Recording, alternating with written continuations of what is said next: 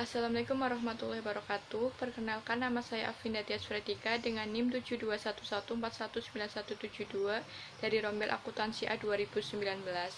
Di sini saya akan menjelaskan materi Sistem Informasi Manajemen bab 11 yang berjudul Sistem Pendukung Pengambilan Keputusan. Apa yang disebut dengan pembuatan keputusan? Sistem informasi manajemen, jika diartikan secara sederhana, SIM sebenarnya adalah sistem yang memberikan informasi untuk digunakan dalam pembuatan keputusan guna menyelesaikan masalah bagi para penggunanya. Pemecahan masalah dan pembuatan keputusan. Pemecahan masalah terdiri atas respon terhadap hal yang berjalan dengan baik, serta terhadap hal yang berjalan dengan buruk dengan cara mendefinisikan masalah sebagai kondisi atau peristiwa yang berbahaya, atau dapat membahayakan perusahaan, atau yang bermanfaat atau dapat memberi manfaat. Pembuatan keputusan yaitu tindakan memilih di antara berbagai alternatif solusi pemecahan masalah. Fase pemecahan masalah. Menurut Herbert A. Simon, orang yang memecahkan masalah terlihat dalam 1. Aktivitas intelijen, 2. Aktivitas perancangan, 3. Aktivitas pemilihan, 4. Aktivitas pengkajian. Kerangka pikiran pemecahan masalah ada 2, yaitu model sistem umum perusahaan dan model 8 elemen lingkungan. Pendekatan sistem. Perlakuan pemecahan masalah yang paling detail disajikan melalui pendekatan sistem, yaitu sederetan langkah yang dikelompokkan dalam 3 tahap, yaitu upaya persiapan, upaya pendefinisian, dan upaya pemecahan. Pentingnya cara pandang sistem. Cara pandang sistem yaitu memandang operasional usaha sebagai sistem yang menjadi bagian dari lingkungan yang lebih luas. Pentingnya cara pandang sistem akan mencegah manajer agar tidak bingung karena kompleksitas struktur organisasi dan detail perusahaan, menekankan pentingnya memiliki tujuan yang baik, menekankan pentingnya semua bagian organisasi untuk bekerja sama, mengangkat hubungan antara organisasi dengan lingkungannya, menempatkan nilai tinggi pada informasi yang didapat dari input yang hanya dapat dicapai melalui sistem perputaran. Membuat konsep. Elemen proses pemecahan masalah. Solusi masalah sistem adalah solusi yang membuat sistem tersebut memenuhi tujuannya dengan paling baik, seperti yang dicerminkan dalam standar kinerja sistem. Standar ini menunjukkan situasi yang diinginkan dan seorang manajer harus memiliki informasi yang menggambarkan keadaan saat ini. Jika dua keadaan ini berbeda, maka ada masalah dan harus dipecahkan.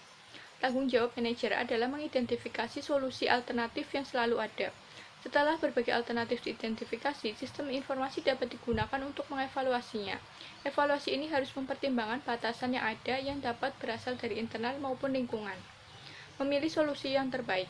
Harry Mintzberg, seorang ahli teori manajemen, telah mengidentifikasi 3 pendekatan, yaitu analisis, penilaian, dan penawaran. Permasalahan versus gejala. Gejala adalah kondisi yang dihasilkan masalah. Pentingnya melihat perbedaan masalah dengan gejala adalah agar kita tidak menghabiskan banyak waktu dan uang untuk menyelesaikan permasalahan yang salah, atau sesuatu yang sesungguhnya bukanlah suatu masalah. Struktur permasalahan, yaitu masalah terstruktur, masalah tidak terstruktur, dan masalah semi-struktur. Jenis keputusan. Herbert A. Simon menemukan metode untuk mengklasifikasikan keputusan, yaitu keputusan terprogram dan keputusan yang tidak terprogram. Sistem pendukung pengambilan keputusan. 2 Profesor Smith, J. Anthony Gorey, dan Michelle S. Scott Morton mengemukakan klasifikasi masalah ke dalam struktur masalahan dan tingkat manajemen. Mereka menggunakan istilah-istilah yang dibuat oleh Robert dan Anthony yang menyebutkan tingkat yang paling atas, tingkat perencanaan strategis, tingkat tengah, tingkat pengendalian manajemen, dan tingkat yang paling rendah, tingkat pengendalian operasional. Gorey dan Scott Morton menggunakan sistem pendukung pengambilan keputusan untuk menggambarkan sistem yang dapat memberikan dukungan yang dibutuhkan. Model TSS. Model TSS menghasilkan laporan khusus dan berkala serta output dari model matematika. Laporan khusus ini berisikan respon terhadap permintaan terhadap basis data. Penambahan peranti lunak grup Baird memungkinkan sistem tersebut berfungsi sebagai sistem pengambilan keputusan kelompok. Yang terbaru, kemampuan kecerdasan buatan juga telah ditambahkan beserta kemampuan untuk terlibat dalam online analytic processing. Pemodelan matematika. Jenis model ada 4, yaitu model fisik, model grafis, model naratif, dan model matematis. Penggunaan model. Keempat jenis model memberikan pemahaman dan memfasilitasi komunikasi. Selain itu, model matematis memiliki kemampuan prediktif. 1. Memberikan pengertian, 2. Memfasilitasi komunikasi, 3. Memprediksi masa depan.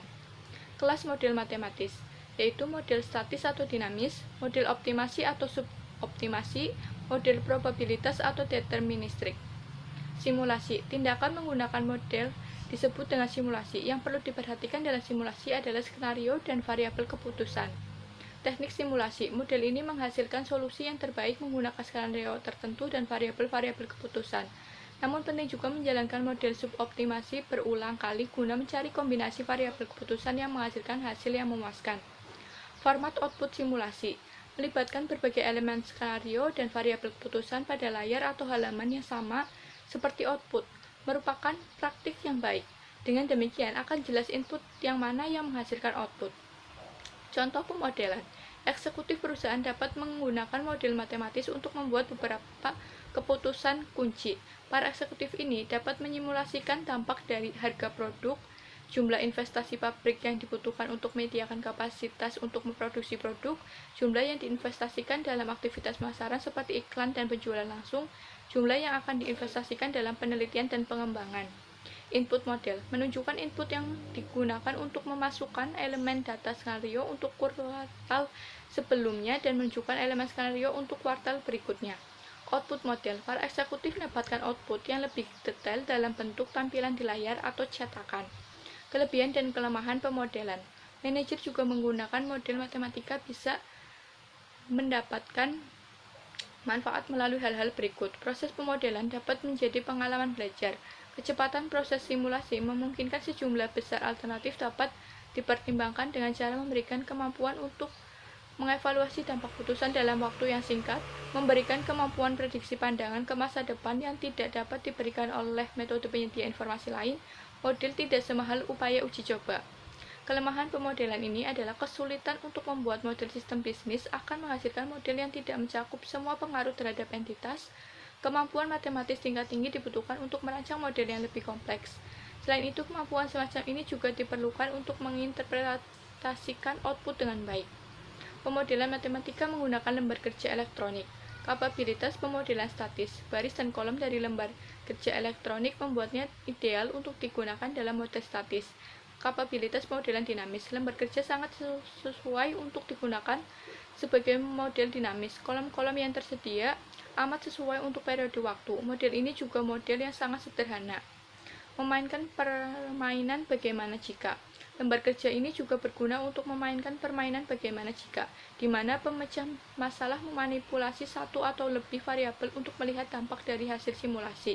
Antarmuka model lembar kerja. Ketika menggunakan lembar kerja sebagai model matematika, pengguna dapat memasukkan data atau membuat perubahan secara langsung pada selembar kerja atau dapat menggunakan antarmuka pengguna grafis. Kecerdasan buatan, aktivitas penyediaan mesin seperti komputer dengan kemampuan untuk menampilkan perilaku yang akan dianggap sama cerdasnya dengan jika kemampuan tersebut ditampilkan oleh manusia. Sejarah AI. Bibit AI pertama kali disebar hanya 2 tahun setelah General Electric menerapkan komputer yang pertama kali digunakan untuk penggunaan bisnis. Tahun itu adalah tahun 1956 dan istilah kecerdasan buatan pertama kali dibuat oleh John McCarthy sebagai tema suatu konferensi yang dilaksanakan di Dartmouth College. Pada tahun yang sama, program komputer AI pertama yang disebut logis teoris diumumkan. Wilayah AI yaitu sistem pakar, jaringan saraf tiruan, algoritma genetik, dan agen cerdas. Konfigurasi sistem pakar. Sistem pakar terdiri dari 4 bagian utama antara lain antarmuka pengguna, basis pengetahuan, mesin inferensi, dan mesin pengembangan. Daya tarik sistem pakar. Sistem pakar menawarkan kemampuan yang unik sebagai sistem pendukung keputusan. Sistem pakar memberikan kesempatan untuk membuat keputusan yang melebihi kemampuan seorang manajer. Sistem pakar tersebut dapat menjelaskan alasannya hingga menuju ke suatu keputusan. Sistem pendukung pengambilan keputusan kelompok, konsep GDSS, sistem berbasis komputer yang membantu sekelompok orang melakukan tugas yang sama dan memberikan antarmuka untuk digunakan bersama. Bagaimana GDSS membantu memecahan masalah? Asumsi yang mendasari GDSS adalah komunikasi yang lebih baik memungkinkan dibuatnya keputusan yang lebih baik. Letak lingkungan GDSS, ruang keputusan, jaringan keputusan wilayah lokal, sesi legislatif, konferensi yang dimediasi komputer.